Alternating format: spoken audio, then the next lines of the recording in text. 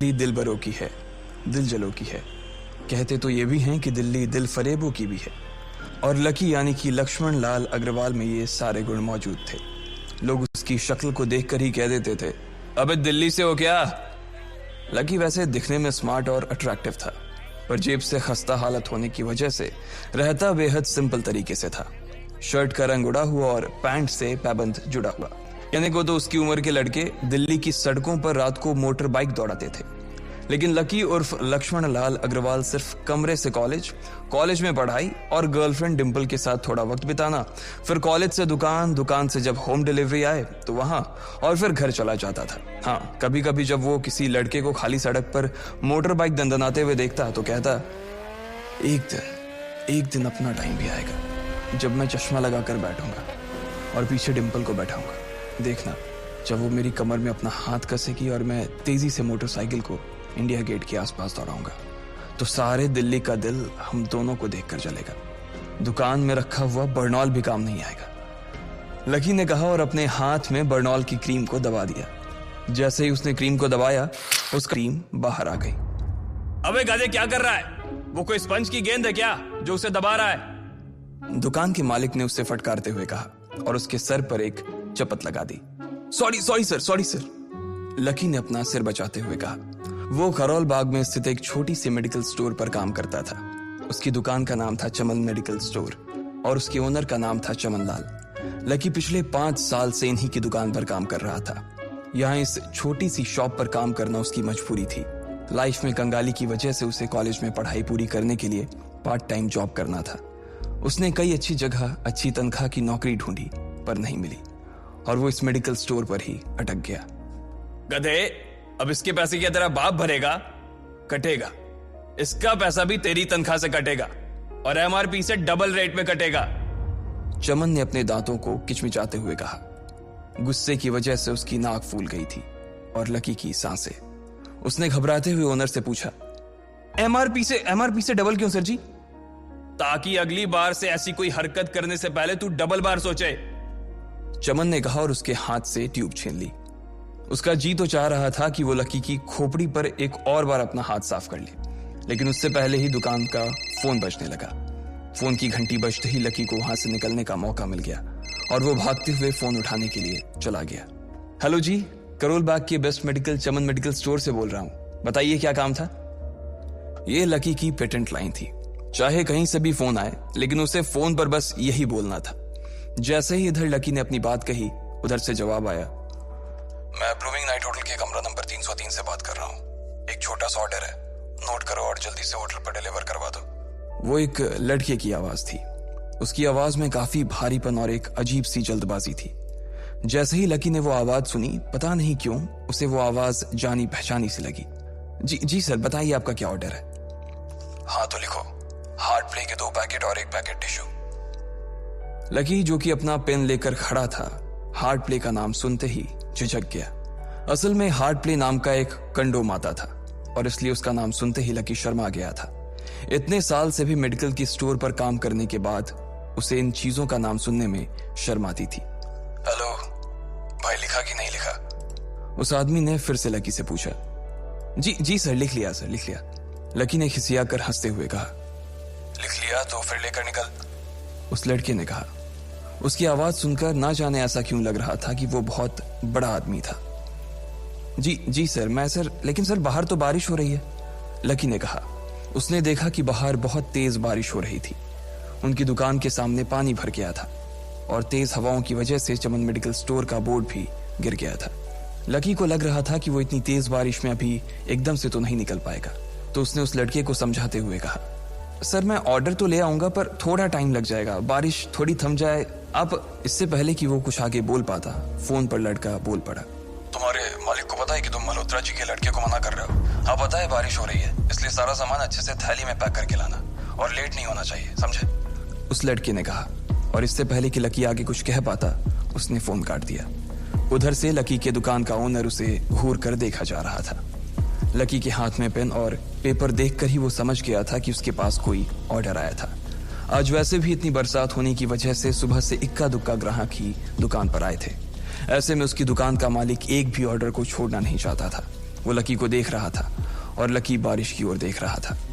बारिश का बहाना नहीं चलेगा, जाना पड़ेगा, चमन लाल ने कहा।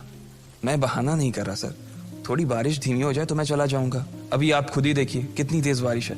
वो पता नहीं कोई मिस्टर मल्होत्रा का कोई बेटा कुछ ज्यादा ही जल्दी में था। मैं साइकिल से तो पहुंच नहीं पाऊंगा इतनी जल्दी। लकी ने उनकी ओर देखते हुए कहा। क्या कहा? मिस्टर मल्होत्रा जी का बेटा? तू मेरी दुकान बंद करवाएगा क्या? अभी क्या भी निकल उनका ऑर्डर लेके, वो हमारे बहुत पुराने कस्टमर है, चमन ने कहा। पर लकी ने कहा ही था कि चमन बोला। पर कुछ नहीं, तू मेरी मोटरसाइकिल ले जा, उसने गुस्से में कहा। अरे सर जी, 200 के ऑर्डर में मुश्किल से 40 रुपए बचेंगे। इससे 3 गुने का तो पेट्रोल ही लग जाएगा, और अगर गाड़ी रास्ते में बंद हो गई तो अलग से खर्चा, लकी ने समझाते हुए कहा। वो जानता था कि उसका मालिक इन सब बातों पर ध्यान नहीं देने वाला। चमन लाल बोला। कोई बात नहीं, तू जा, चाहे जो हो जाए ग्राहक नाराज नहीं होना चाहिए, और वैसे भी वो मल्होत्रा जी का बेटा है। चमन लाल ने मोटरसाइकिल की चाबी लकी की ओर उछालते हुए कहा। लकी ने चाबी ली। उसे देखकर उसके अंदर मिक्स फीलिंग आ गई। एक तो वो बहुत खुश हुआ कि बड़े दिनों बाद बाइक चलाने को मिलेगी, पर वहीं दूसरी तरफ दुखी इसलिए हुआ कि बाइक मिली भी तो ऐसी तेज बारिश में, अगर खराब हो गई तो इसकी चपत भी उसके सिर पर ही पड़ेगी। वो मुंह लटकाकर रेनकोट और हेलमेट पहनते हुए वहां से निकल गया। बाहर आकर बाइक को देखा तो लकी ने मन में सोचा, चल ठीक है, जो होगा देखा जाएगा, कम से कम बाइक तो चलाने को मिल रही है। दरअसल लकी इतने साल काम करने के बाद भी अपने लिए एक मोटरसाइकिल नहीं ले पाया था। लकी की तनख्वाह ही इतनी भर थी कि सिर्फ उस कमरे का किराया, उसकी साइकिल में डालने वाली हवा का खर्च, बिजली पानी का बिल और डिम्पल के साथ महीने में 1-2 बार बाहर खाने का खर्चा ही निकल पाता था। उसे डिम्पल की कही बात अक्सर याद आती थी। लकी, अगर अगले 2 महीने में तूने बाइक नहीं खरीदी ना तो मैं तेरे से ब्रेकअप कर लूंगी, देखना। असल में डिम्पल को लकी के साथ बाइक पर घूमने की बड़ी तमन्ना थी। लकी की इस उजाड़ जिंदगी में एक वही तो थी जिसके लिए जिंदा रहने को उसका जी चाहता था। जब भी वो उससे बाइक की बात करती तो लकी डिम्पल की इस बात को हंसकर टाल देता था। वो अपने मन में इस बात को अच्छे से जानता था कि डिम्पल उससे बहुत प्यार करती थी और वो उससे कभी छोड़कर नहीं जा सकती थी। वो दोनों एक दूसरे में ऐसे घुले मिले थे जैसे बादल बरसात में घुल जाती है। लकी को डिम्पल बहुत पसंद थी और वो उसके लिए दुनिया जहां की खुशियां खरीद कर ला देना चाहता था। वो चाहता था कि एक दिन वो डिम्पल को प्लेन में बैठाए, लेकिन उसके ये सब ख्वाब इस कम तनख्वाह की नौकरी की वजह से कभी पूरे नहीं होने वाले थे। पर आज उसके पास एक मौका था। वो डिम्पल को अपने साथ इस बारिश में राजपथ घुमाना चाहता था। वो उसे दिल्ली दिखाना चाहता था।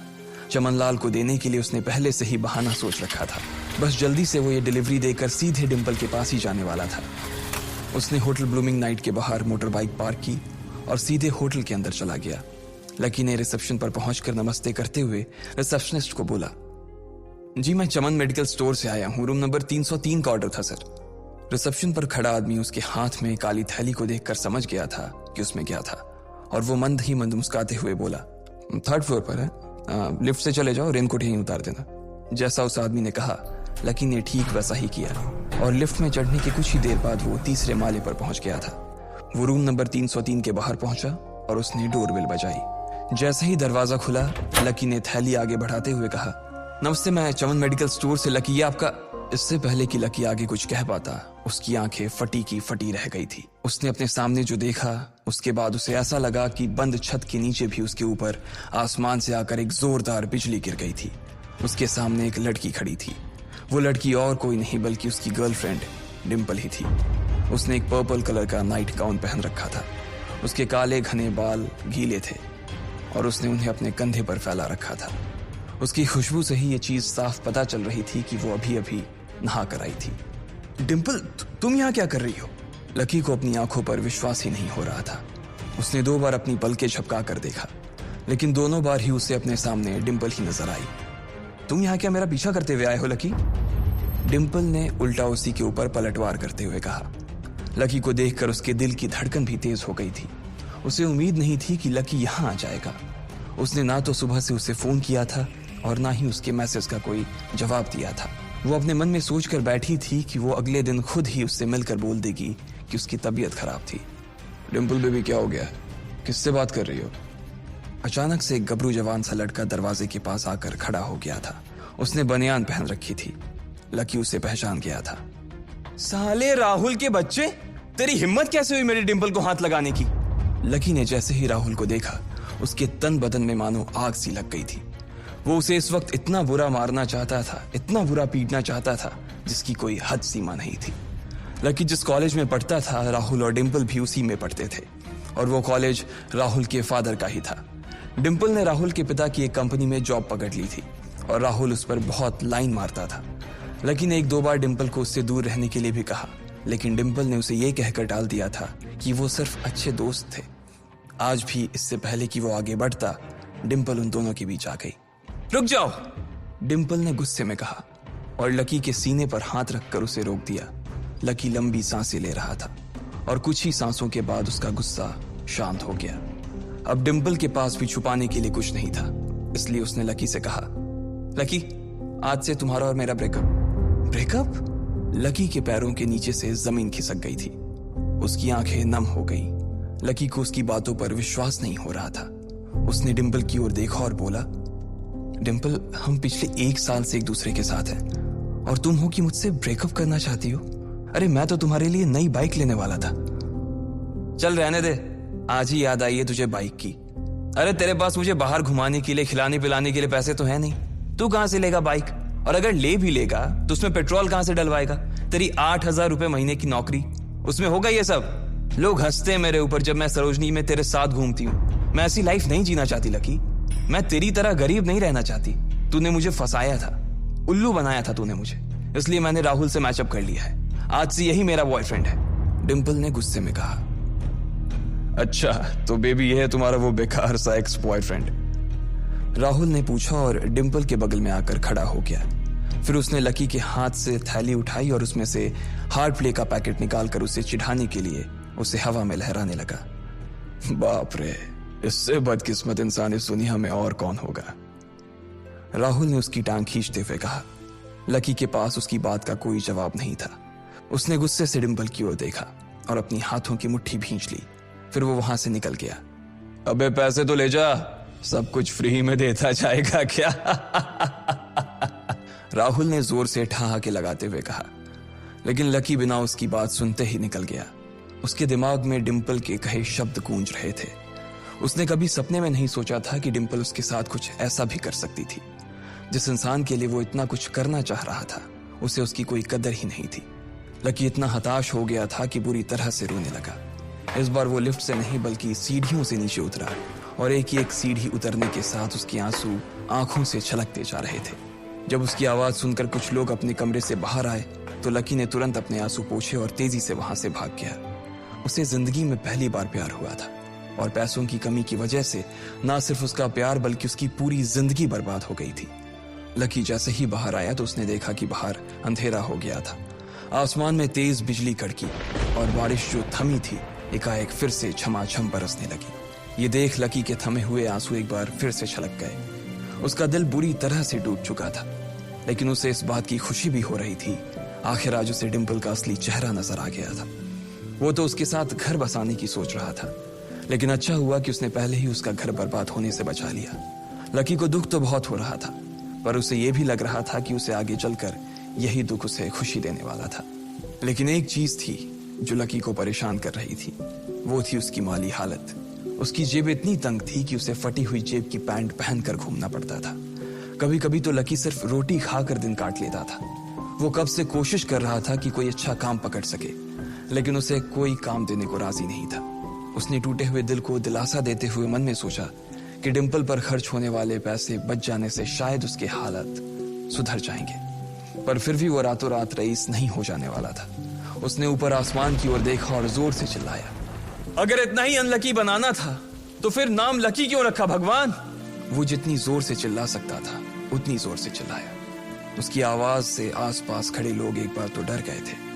लकी ऊपर ही देख रहा था और उसके आंसू बारिश के पानी के साथ मिल गए थे। जैसे ही वो फूट कर रोने को था, तभी उसके फोन पर एक मैसेज आया। जैसे ही लकी ने अपना फोन निकालकर उस मैसेज को पढ़ना शुरू किया, उसकी तो आंखें ही चमक गई। अचानक उसके आंसू हंसी में बदल गए और वो जोर जोर से वहीं सड़क पर नाचने लगा। उस मैसेज में लिखा था, परिवार की रिसर्च और परिवार के निर्णय के हिसाब से अग्रवाल परिवार का वारिस लक्ष्मण लाल अग्रवाल उर्फ लकी ने गरीबी अभ्यास की परीक्षा को पास कर लिया है और आज से ही वो उस जमीन और उस जायदाद का मालिक हो जाएगा जो परिवार ने उसके नाम कर रखी थी। ये एक ऐसा मैसेज था आखिर कौन था लकी? क्या थी उसकी असलियत? और वो कैसे रातों रात ही अनलकी से लकी हो गया था? आपको क्या लगता है, क्या होंगे इन सभी सवालों के जवाब? कमेंट बॉक्स में कमेंट करके जरूर बताएं। और सभी सवालों के जवाब को जानने के लिए सुनते रहिए इंस्टा मिलीनियर्स।